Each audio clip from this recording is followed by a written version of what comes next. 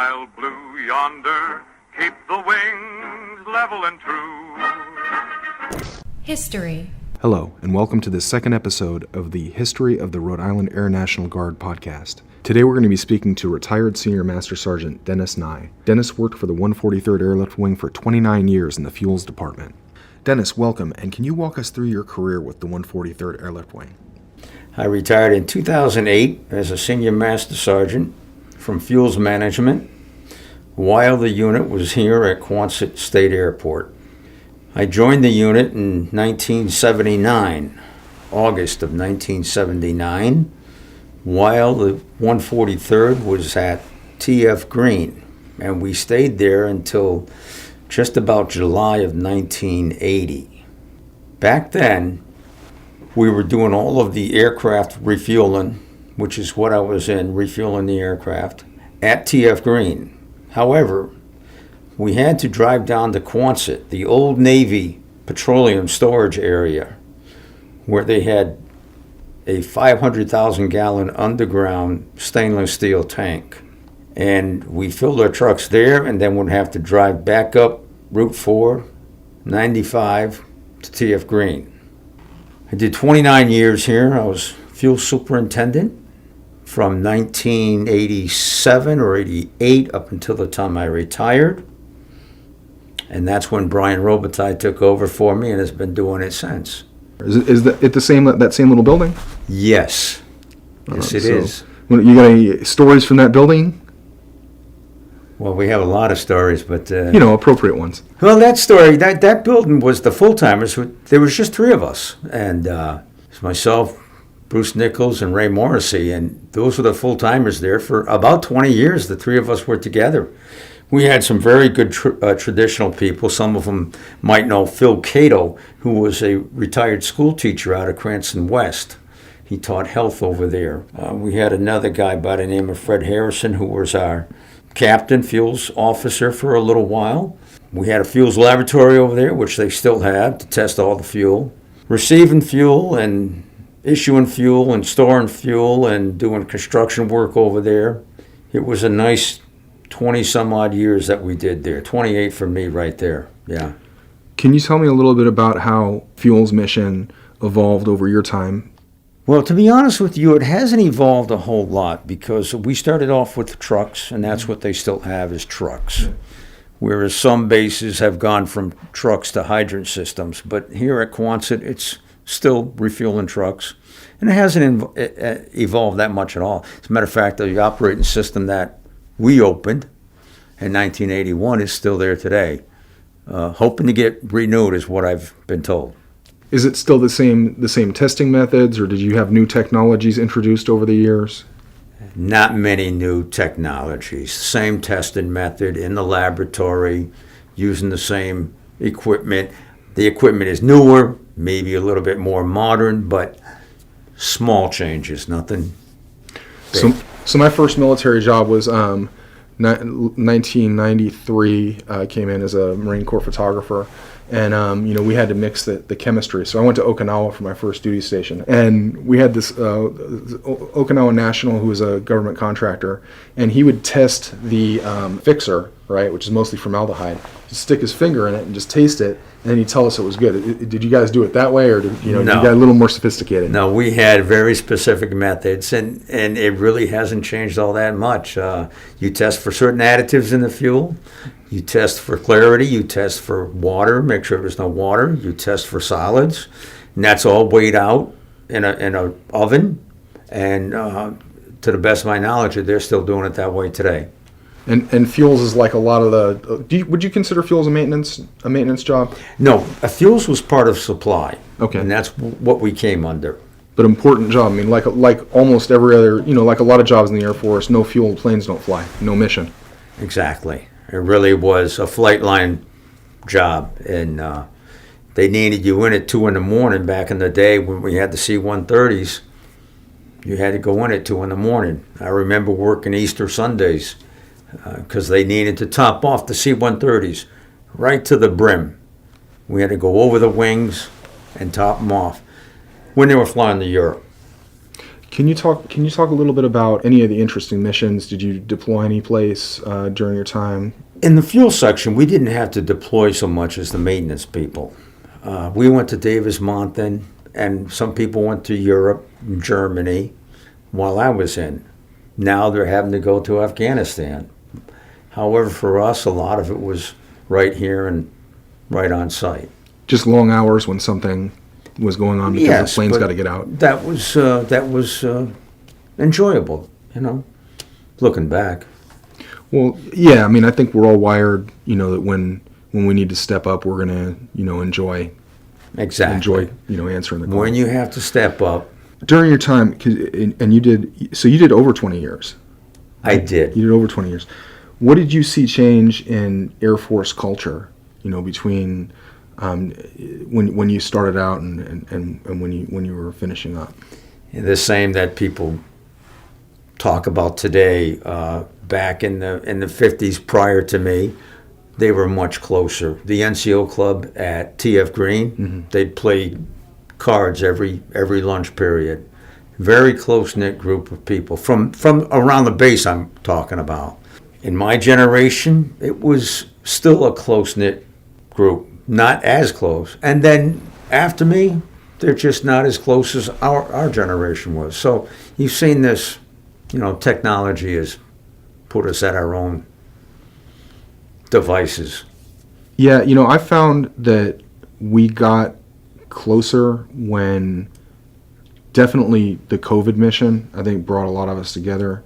Not even just Air Force, but David over here's Army. That's when we really, we're doing a lot of missions together. Being together in those sort of high pressure situations, is always going to build that closeness, even if it's. That's a very good point. And that was during COVID, you said. Yeah, during COVID. I mean, we all kind of came together. That's when the guard unit would be close, because anytime we had to fly away, whether it was an ORI or an ORE, you were close to everybody on the base because you sat on the airplane with somebody else who you didn't know, and it was nice. Some people didn't even know how to buckle their belts on the airplanes, but you didn't hold that against them. They might have been medics and didn't fly that much. You just help them and you move on. So there was always that, probably as what you went through during the COVID. You help the person on either side of you, regardless. I don't know. Let's talk about something fun. How about the chow? How did the chow change over the years? I don't know how it is today, so I couldn't tell you if it's gotten worse or gotten bad. But that was the least of our worries. MREs were you'd wait until you get hungry, and if you got hungry, you'd eat them.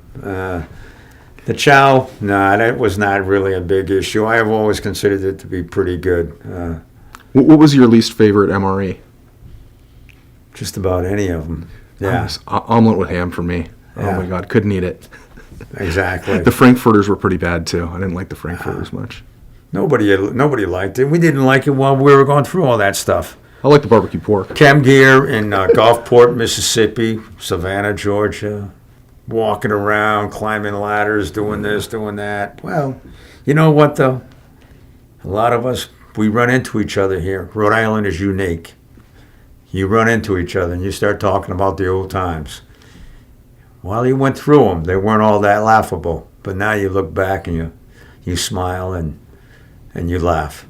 And you're in one of the retiree organizations. I'm sure you see people just because it's a small state. You probably bump into people at the grocery store that you may be served with. Bump into people at the Home Depot, grocery stores. It happens quite regular too, and I'm thankful for that. It's nice. 143rd started out at TF Greene Airport. Can you describe the facilities there, number of personnel, etc.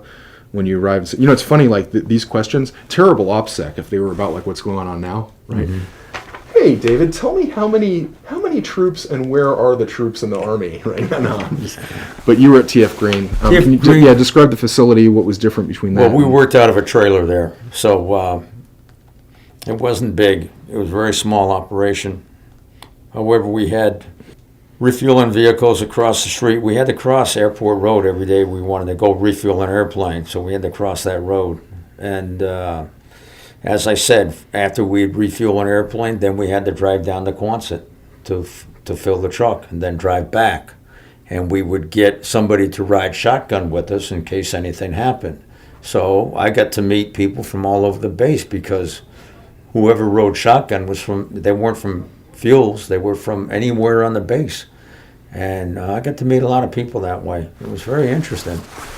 The operation itself was small and like a field operation. We didn't have a system there. We didn't have a lab there. So it was quite different. And I'll tell you something.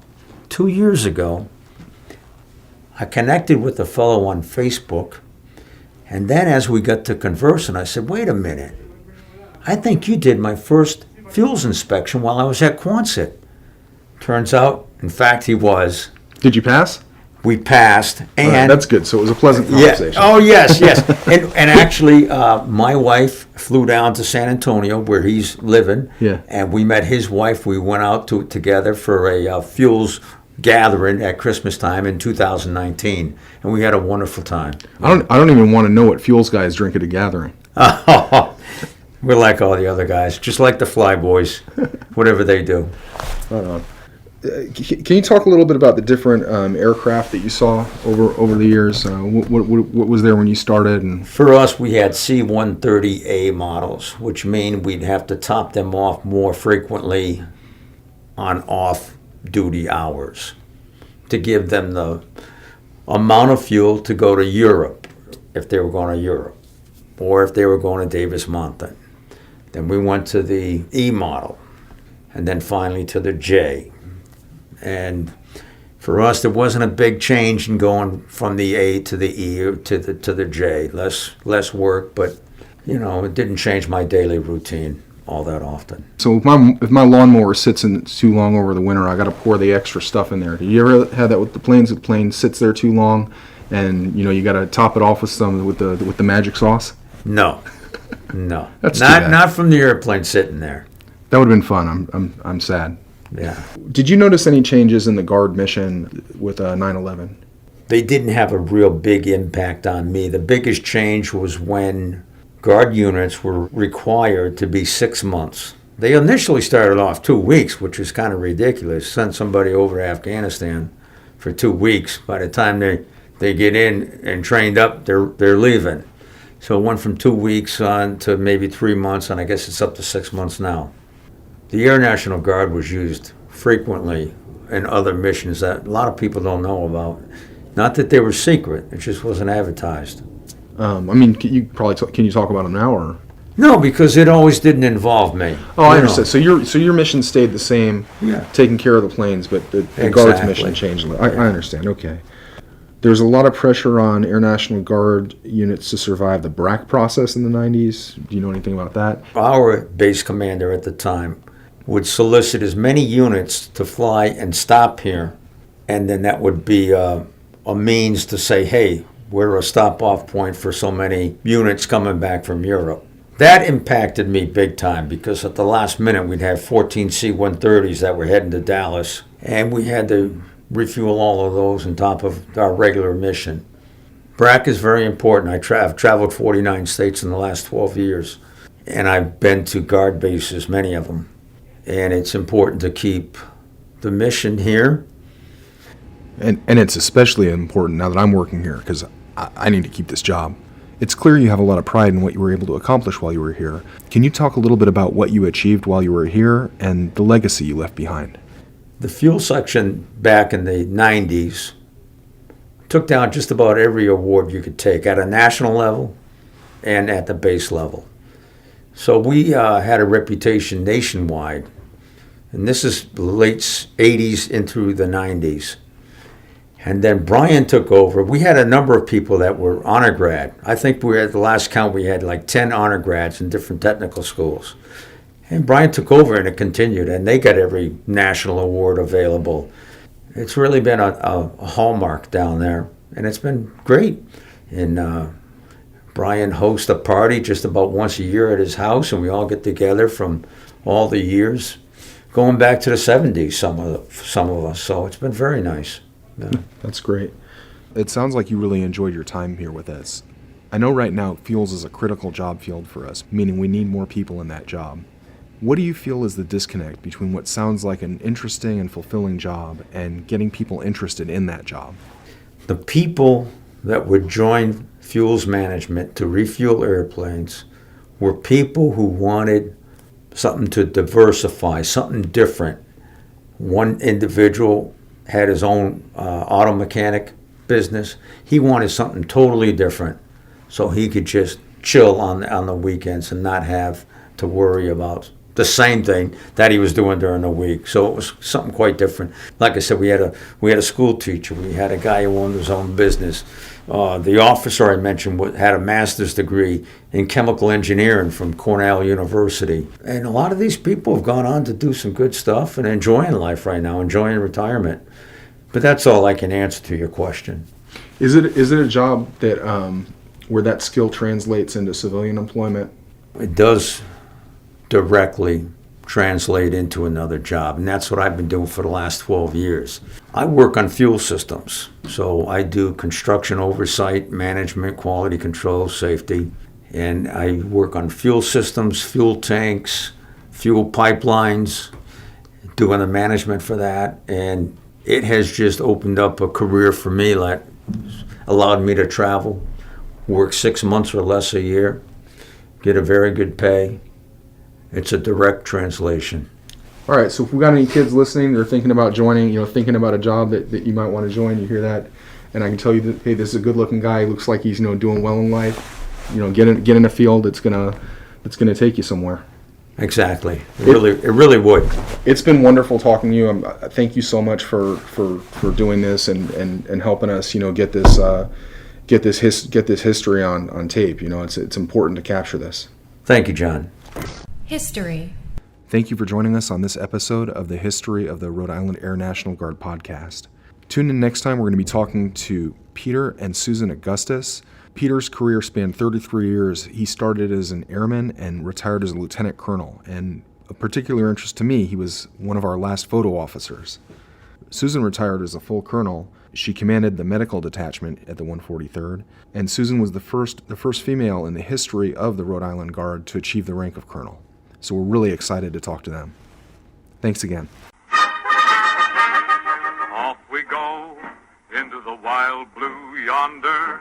Keep the wings level and true. History.